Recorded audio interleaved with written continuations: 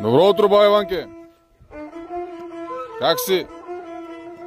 Защото сега масово викат едно време било комунизъм, едно време било много гадно, сега било хубаво демокрация.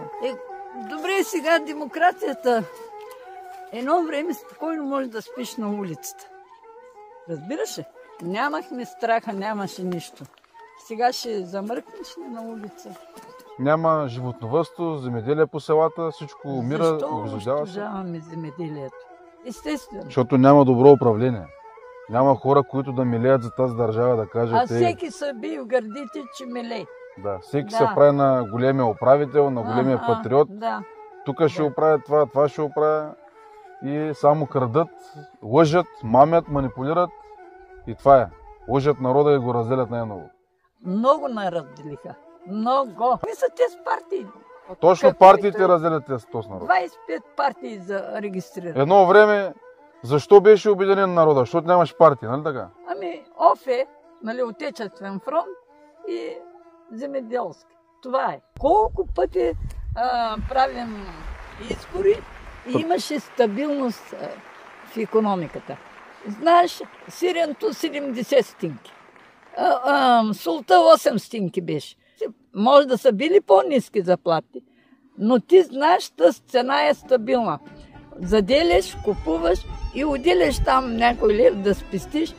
На времето всеки си купи апартамент и кола. С работа. С работа, с заплата. А сега с кредити ли могат да се купят?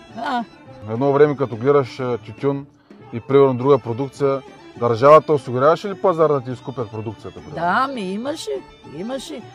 Края на декември имаше да изкупуват тютюна тогава. Правиш на големи бали, минава закупчика, одобрява, казва първо качество, второ, нали, то като навали дъжда, някога се увреждат листата и леко хваща като плес или мухъл, както му казват. А сега хората произвеждат и се чуят къде да се продават продукцията. Да, няма къде. Ти знаеш ли, ние бяхме принудени, теглих кредит, като дойдох на село, 2 студенти. 2 насъкратиха, защото работехме в месокомбинат. И мъжа ми, и аз. Най-напред мъжа ми. Той се върна тук уж кооперацията да оправя. Както и да е. Ами какво ще да правим? Гледаме, заложихме 2 апартамента на брата и наше, за да изтеглим 15 000. А върнахме 29 000. За 10 години. И по времето коя година? Сега демокрацията като влезе. Ами то тогава никъде, навсякъде съкращаваха и никъде не можеш да почнеш работа, не те приемат. Всеки дига рамене. И се върнахме тогава на село. Купихме крави, няма си на 1 тон мляко за 230 лева. Как няма да изпродадат хората крави? 23 стинки кило мляко тогава. Направо се подиграваха едната година. Ти сега на колко си години?